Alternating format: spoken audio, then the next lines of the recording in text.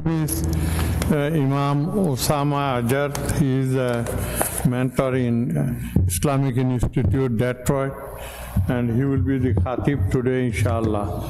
We want every week try to bring many all around scholarly people so that we have a different taste and different topics so that you are not fed up with listening the same thing every day.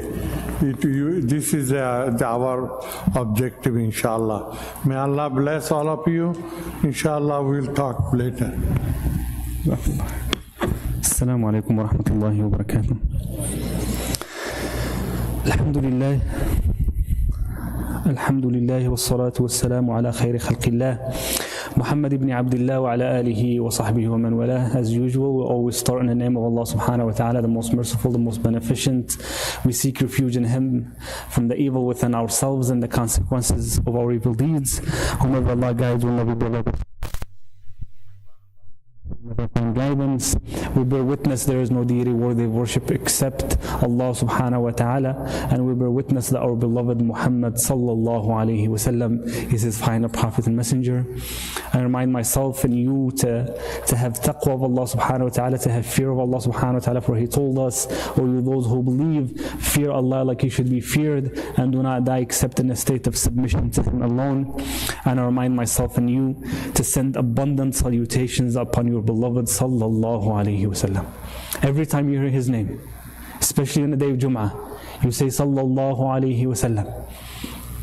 For he said sallallahu alayhi wa sallam, al-bakhilu man dhukirtu indahu wa lam yusalli alayhi. The stingy person is the person whom I mentioned in front of him and he does not send salutations upon me. Sallallahu alayhi wa sallam. So we don't want to be considered stingy. Not in the eyes of Allah subhanahu wa ta'ala, and not in the eyes of the Prophet sallallahu alayhi wa sallam. فَأَمَّا بَعْدَ. Usually the parable I like to give in my community whenever I'm talking to someone about Ramadan and about life generally is that whenever you decide on going somewhere, first thing you do is you plug in the coordinates, the location that you're going to. And as you're heading towards your path, every now and then you might check, especially if it's a long destination, you might not have your GPS on screen the whole time. If it just tells you, just drive straight for 300 miles. You don't need the GPS, you don't want to be wasting your battery, subhanAllah, right? We're not as worried about our data anymore, but we're worried about our battery. So you just drive by every now and then, you will check which exit you're in. Another example I give is that usually if you ask someone for directions in a place that is not familiar to you, and this most commonly happens sometimes overseas. Whenever I go back home and I ask directions to somewhere, and sometimes certain places that a GPS will not lead you. The moment it will lead you to the main streets, but the moment you get to those small alleyways and those small markets, you need to ask your brothers in Islam. And you ask for directions and they will tell you, go right, go straight, then turn right, then make a left, then go this much. And if you're like me, I cannot remember that many directions. So what I would do is, I will take the first steps that they mentioned, then ask another individual, then ask someone else, then ask someone else until I get exactly what I want to be. This is what we do with our daily lives, subhanAllah. If we're getting a degree, the first semester, and we draw out our path of where we want to be. A semester later, do we just stop? No, we meet with the counselor one more time. Then one more time. Then before our last year, we meet even more to ensure that we're graduating on time, all our credits, all our payments are made. Likewise with our career. The moment we get a job, we talk to our managements to make sure our goals are aligned. We make sure that the expectations that they have of us are the same expectations I have of that job, that I have a career path within that company, that there are promotions available, that I can grow as an individual. And as I go about my career, I keep asking my management, what can I do? And we keep checking in. SubhanAllah. Sometimes when you have a crucial project, if you're assigned a task, whether at work, whether at school, and the deadline is 4 months away, you might be heedless to it. Status update. Did you finish your tasks? Why? Because this project is crucial. Management is depending on it. Your promotion is depending on it, subhanAllah. And you give it all of your attention. Why do I mention these examples? Because we need to treat the month of Ramadan in the same manner. Allah subhanahu wa ta'ala, when He prescribed Ramadan for us, He told us the end goal. He told us what His expectations of us. And He told us what we should expect to attain out of the month of Ramadan. But sometimes what happens is, we start the month of Ramadan, and we put our bodies on autopilot, or just on cruise, and the next thing we remember is we're checking when is Eid. And we're congratulating each other on Eid. But that's not the purpose. The purpose is you need to have these checkings daily, if not multiple times a day during the month of Ramadan, to ask yourself, am I attaining from Ramadan what Allah subhanahu wa ta'ala wants me to attain? He subhanahu wa ta'ala said, يَا أَيُّهَا الَّذِينَ آمَنُوا كُتِبَ عَلَيْكُمُ الصِّيَامُ كَمَا كُتِبَ عَلَى الَّذِينَ مِنْ قَبْلِكُمْ لَعَلَّكُمْ تَتَّقُونَ. O you those who believe, fasting was prescribed upon you like it was prescribed for the nations before you, so that you may attain taqwa of Allah subhanahu wa ta'ala. So that you may attain fear, piety, consciousness of Allah subhanahu wa ta'ala. That you're conscious of Allah in every decision that you make. This is the end goal of Ramadan. But as we're going through Ramadan, we need to ask ourselves, am I going towards that path? What am I doing to ensure that I'm attaining taqwa of Allah subhanahu wa ta'ala? Certain aspects of Ramadan just make it easier to attain taqwa. You know, with a lot of our worships, sometimes riya, insincerity can creep into it. You're praying and your first intention is that you're doing it for the sake of Allah subhanahu wa ta'ala. An elder in your community comes next to you, a friend, a family member, and you just beautify that prayer just a little bit more. Why? Because you look up to them, subhanAllah. So it just creeps in. You're reciting the Quran and you start the recitation for the sake of Allah subhanahu wa ta'ala, then you see a beloved community member and you try to improve it just a little bit because they might have some feedback for you afterwards. So insincerity creeps in. But with fasting, and especially as we're doing it as a community, subhanAllah, no one is fasting different than the other person next to them. We're all abstaining from the same materialistic things. Even if you're at home by yourself, the thought of just going to the fridge and opening the fridge and taking a beverage or some food doesn't even come to your mind. Even if no one is seeing you. You're not trying to beautify your fast for anyone. Because in your heart, you're doing this for the sake of Allah subhanahu wa ta'ala. So this concept of taqwa, of consciousness of Allah subhanahu wa ta'ala, just becomes easier during the month of Ramadan. But our goal is not to just attain it physically, but we attain this taqwa spiritually, and not just for the month of Ramadan. It's something that we attain and we carry with us throughout the whole year. You know, Ramadan, the example that I give to people is that when Ramadan comes and you witness Ramadan and it passes, you should not be the same individual that entered Ramadan. You know, sometimes if you didn't see a community member or a beloved friend in a while, someone that you went to high school with, someone that you went to college with, and life just took you your separate ways. Years later, you meet that individual and they grew a few inches taller, they gained a few pounds or lost a few pounds, their beard looks much more beautiful now after seeing them in college, and you look at them and you realize who they are, but you cannot believe your eyes for a moment. You're like, you look totally different. Life changed you, subhanAllah. You know, this mentality that we have of others when we see them after that many years is the same effect that Ramadan should have on us. That when you see an individual that has practiced and embraced Ramadan as Allah subhanahu wa ta'ala wants him to embrace it, after they leave the month of Ramadan, you look at that individual and you're like, subhanAllah, he's a totally different person. His attitude, his etiquette, the way they carry themselves, the way they worship Allah subhanahu wa ta'ala, their connection to the masjid just changed. Before Ramadan, they could not schedule the masjid in their time. They could not have any time for visiting the masjid. It's just difficult. They have a career, they have school to go to, they have family obligations, so they're only able to attend on Fridays. But the month of Ramadan just changes them. that they try to show up at least once a day to their local masjid. They try to show up at least once a week or every other week for a community event that is taking place. Why? Because they realize the benefit that the masjid has brought to them. SubhanAllah. Sometimes we don't realize these benefits until we witness it during the month of Ramadan. We're just here, we realize the spiritual effect that just being in congregation has on us, hearing the recitation often, sitting foot to foot next to our brothers and sisters, SubhanAllah. As a community, worshipping Allah subhanahu wa ta'ala, breaking our fast together, and you see what effect it has on us as an ummah. And we see what it can do for us, subhanAllah. And we're like, you know what? I want this for the rest of my life. And so many individuals, subhanAllah, Ramadan was that factor, was that click that changed their entire lives. For me personally, I can tell you the exact Ramadan that my life was changed. Ramadan of 2014. I went into Ramadan, and it was the first year that I got my car, subhanAllah, that I was not dragged by my father to the masjid, whether I wanted to go or I wanted to spend some time with my friends. It was 2014, I had my car and I made an intention. I'm gonna spend this Ramadan in a masjid. And I was just sucked in, alhamdulillah. As Ramadan was ending, I got scared. I'm like, this is such a beautiful community. This is such a beautiful feeling. I'm such a different person in the masjid, and I'm scared what will happen when Ramadan is done. So I made a promise to myself, regardless what happens, I will stay connected to this community. I will try to show up at least once a day.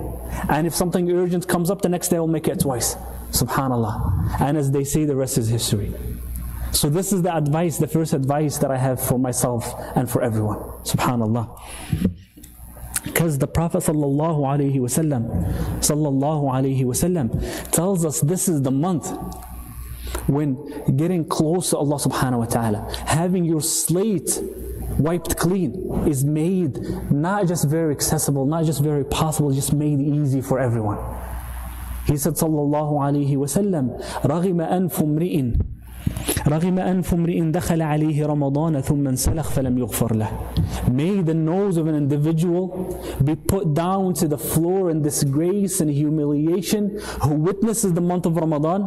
He sees the month of Ramadan, she sees the month of Ramadan, they go through the movements of the month of Ramadan, Ramadan finishes and they're not forgiven. May they be disgraced. Why? Because every door of good is open for you. As he told us sallallahu alayhi wasallam, when the first night of Ramadan comes, every gate of paradise is open until not a single gate is closed.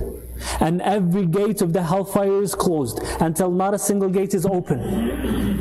And all the shayateen, all of the devils are chained. And every night a caller calls to every individual, أَيَا بَاغِيَ الْخَيْرِ أَقْبِلْ. O wanter of good, approach forward. And this is every night in Ramadan. And every night in Ramadan, Allah subhanahu wa ta'ala has individuals that He gazes upon with His mercy and has just saves them from the hellfire. And during the month of Ramadan, all of our worships are multiplied tens of folds and hundreds of folds. So much so that our nawafil, our sunan, could be categorized as making an obligation, an obligatory worship, subhanAllah. Every door of good is open and possible for us. So if we go through this entire month and we don't take advantage of it, we don't attain the taqwa that Allah subhanahu wa ta'ala told us about, then something is wrong within us. We need to reevaluate. We need to have one of those meetings within ourselves. We need to sit for a moment of reflection and introspection and ask ourselves, what did I do wrong? Is it my intentions? Is it my commitment? What is it? Is it those around me? What do I need to change about my life that will make it easier? Because so many times it's just easier for us to point blame at others. Oh, the reason this happened is because of that individual, because of that individual, because of that community, because of that institute, because of this, because of that, because of the atmosphere that I'm in, because of the city that I'm in, because of the timing, because... The reason we do this is because it's just easier to point fingers at others. But it's so much harder to stand in front of a mirror and just point a finger at yourself. You need to change. Because you have no control over others. You can just blame them, but you cannot change them, and you say, I tried my best. I gave them some nasiha, I sent them a text message, but they're not willing to change. But it's possible to change yourself, but it will require sacrifice out of you, so you're not willing to put in the effort. And when I say you, I'm talking about myself specifically, not any specific individual. And when it comes to this month, and we have these moments of reflections as we're approaching our end goal, subhanAllah, and the days are just flying by so fast, and we have these meetings with ourselves. If we see something that needs to be changed, let us tackle it right away. The moments are few and they're fleeing. We don't have time to say, I'll start right after Maghrib prayer. Tomorrow. This weekend I have a few commitments, but starting on Monday, I'll be better. The moments, the days, the breaths that we have in Ramadan are so limited.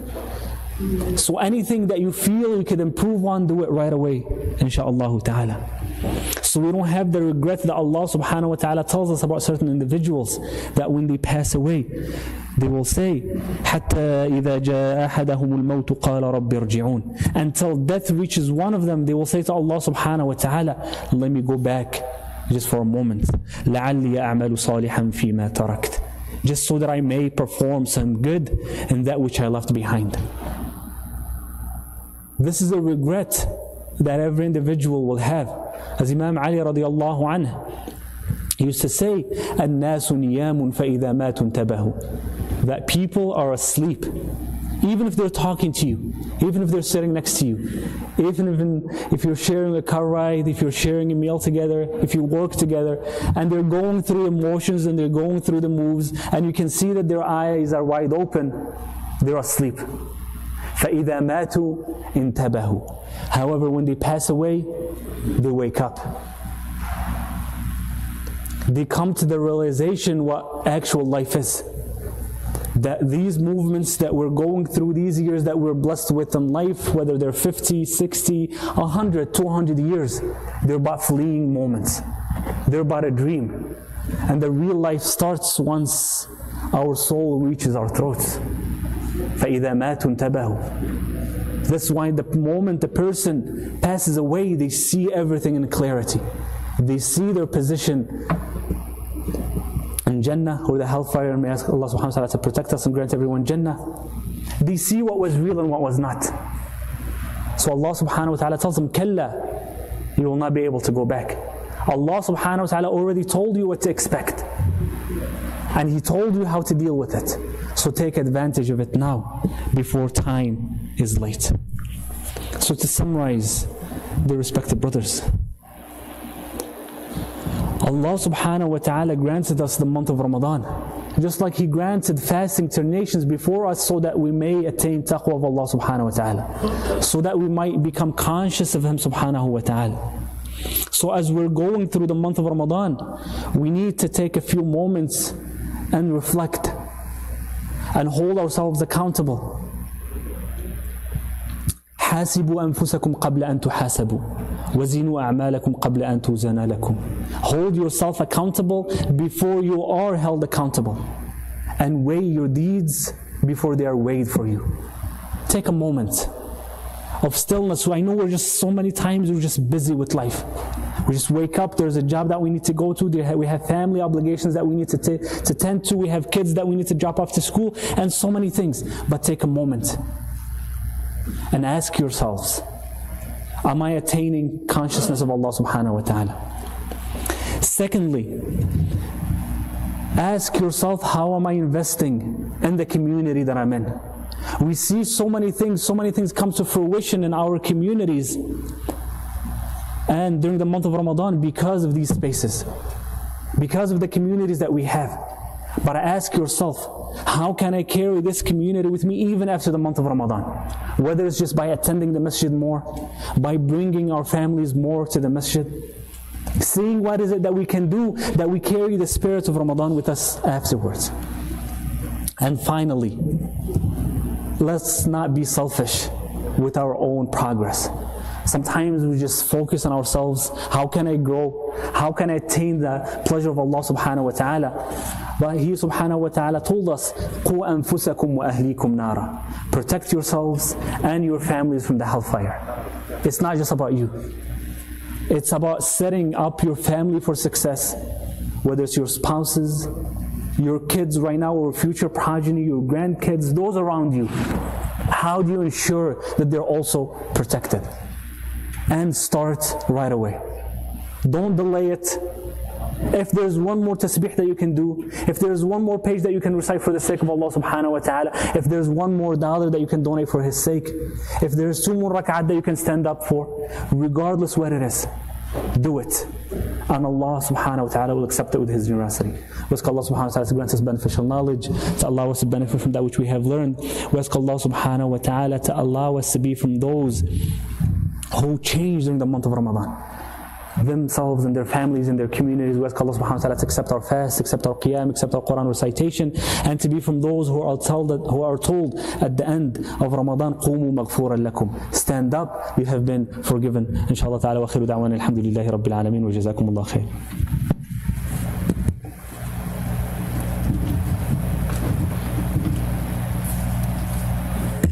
Thank you, Imam. His name is Imam Ajar. He was the Imam of the Detroit Islamic Institute. Inshallah, he will come, inshallah, more frequently. We have some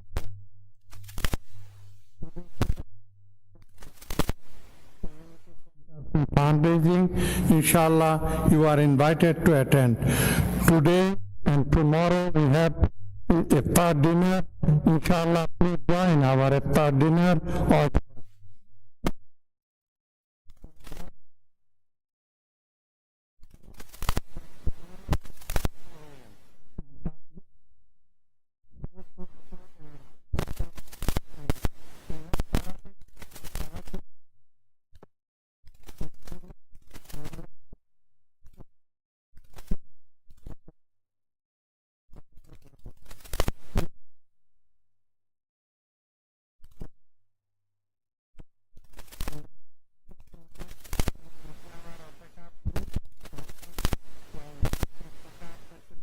inshallah. Yes.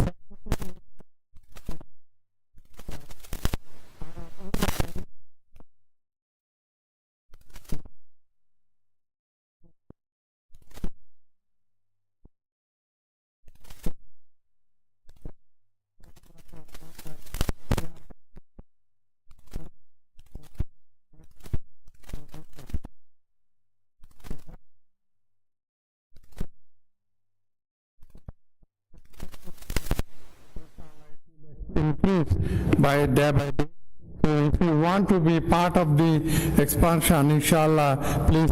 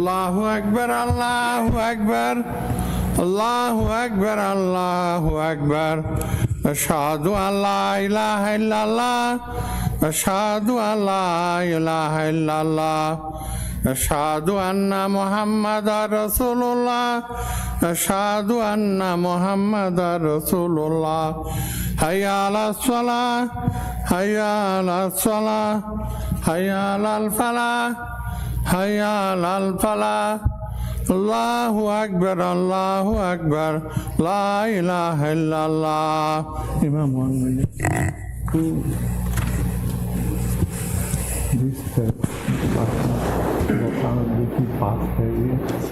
brother Muhammad is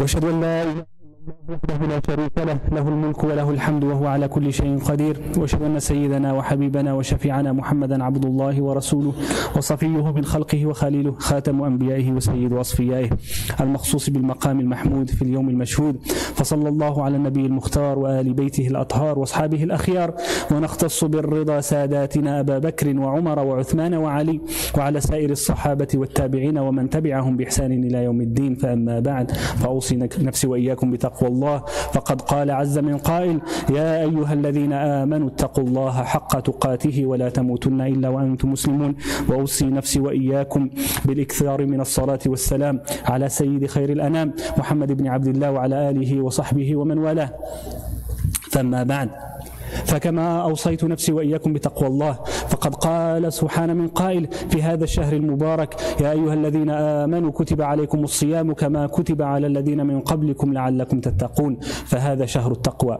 وهذا شهر القرآن وهذا شهر العمل فسارعوا إلى الأعمال يا إخوان فسارعوا إلى الأعمال يا أحبتي في الله فقد قال رسول الله صلى الله عليه وسلم ورغم أنف رجل بلغ رمضان ثم انسلخ فلم يغفر له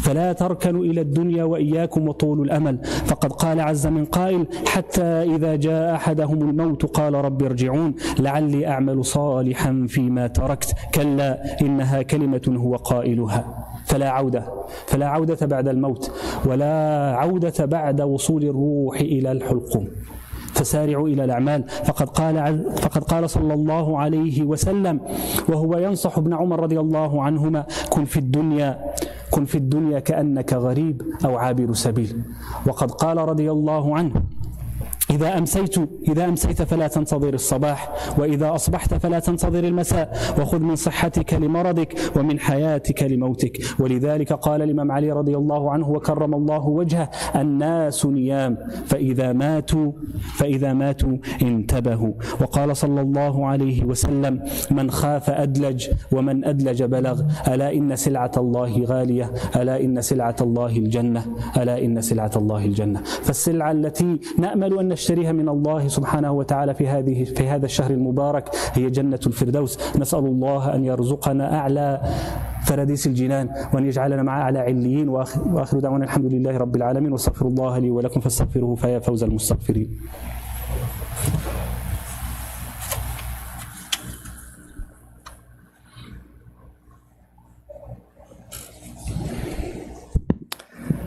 الحمد لله وكفى وصلاة وسلاما على عباده الذين اصطفى فأما بعد إخواني في الله هذا شهر مبارك 30 يوما فقد قال عز من قائل أياما معدودات أياما وتمضي معها حياتنا فاستعجلوا إلى الخيرات وسارعوا إلى مغفرة من ربكم وجنة عرضها السماوات والأرض نسأل الله سبحانه وتعالى أن يجعلنا من المقبولين في هذا الشهر المبارك نسأل الله سبحانه وتعالى أن يجعلنا من عتقاء النار نسأل سبحانه وتعالى أن يتقبل منا صيامنا وقيامنا وقرآننا وسجودنا وذكرنا وكل أعمالنا الصالحة نسأل الله سبحانه وتعالى أن يجعلنا من عتقاء هذا النار نسأل الله سبحانه وتعالى أن يكون مع إخواننا المستضعفين في كل مكان أن يكون مع إخواننا من المستضعفين في غزة وفي فلسطين وفي السودان وفي الصومال وفي كل مكان يذكر فيه اسمه.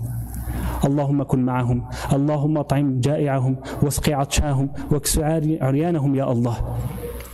يا الله، اللهم اعط للسائلين منا ما سألوا وللطالبين منا ما طلبوا. اللهم اقض حوائجنا وحوائج المسلمين. وآخر دعوانا الحمد لله رب العالمين. وأقم الصلاة. الله أكبر الله أكبر الله أكبر الله أكبر. أشهد أن لا إله إلا الله أشهد أن لا إله إلا الله أشهد أن محمدا رسول الله أشهد أن محمدا رسول الله. حي على الصلاة حي على الصلاة حي على الفلاح حي على الفلاح. قد قامت الصلاة قد قامت الصلاة. الله أكبر الله أكبر لا إله إلا الله. استووا واستقيموا يرحمكم الله. سووا صفوفكم. Fix your lines and fill in the gaps. Keep your brothers and your sisters in your du'as. Allahu Akbar.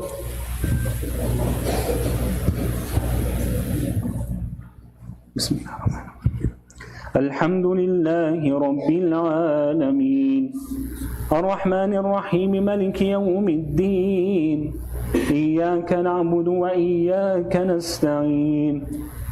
اهدنا الصراط المستقيم صراط الذين أنعمت عليهم غير المغضوب عليهم ولا الضالين.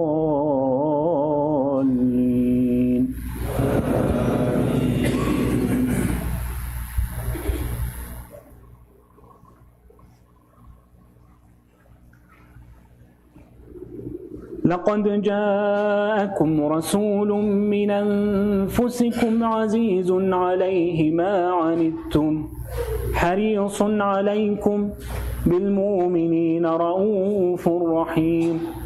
فإن تولوا فقل حسبي الله لا إله إلا هو عليه توكلت وهو رب العرش العظيم. الله أكبر.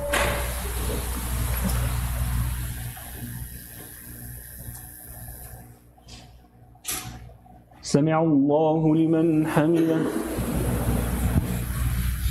الله أكبر.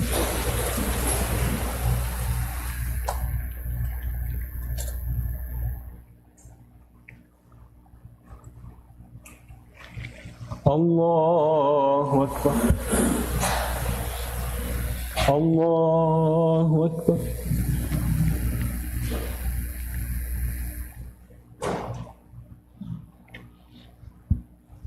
الله أكبر.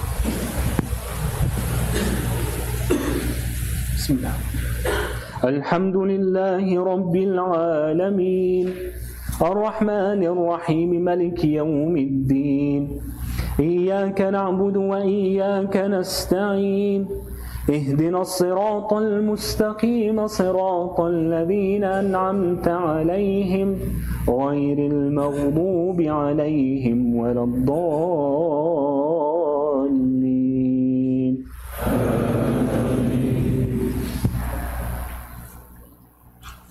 إذا جاء نصر الله والفتح ورأيت الناس يدخلون في دين الله أفواجا فسبح بحمد ربك واستغفره إنه كان توابا.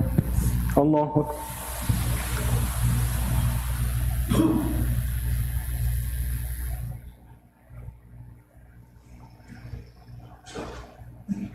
سمع الله لمن حمده.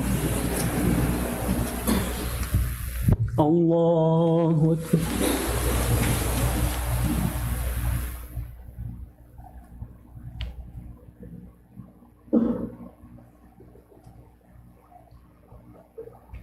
الله أكبر. الله أكبر.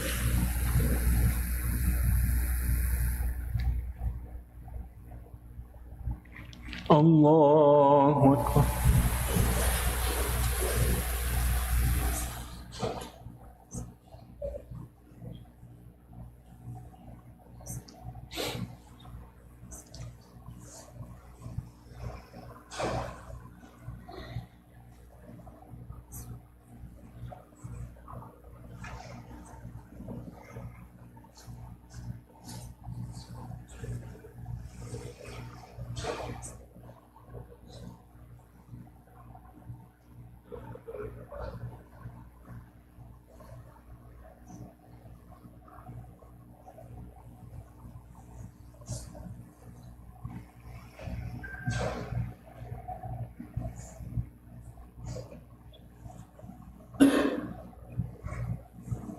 السلام عليكم ورحمة الله.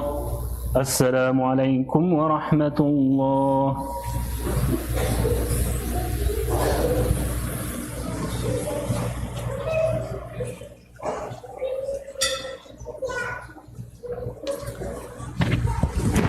Assalamu alaikum wa rahmatullahi wa barakatuh. Just received the news of the passing of Brother Burhanuddin. We ask Allah subhanahu wa ta'ala to encompass him with His mercy. We ask Allah subhanahu wa ta'ala in kana muhsinan an yazida min ihsanih, that if he was a righteous person to increase in his righteousness and his good deeds. Wa in kana musi'an fayatajawaz an sayyat, and if he had any shortcomings, that Allah subhanahu wa ta'ala forgives them and overlooks them through His mercy and His fadl and His grace subhanahu wa ta'ala.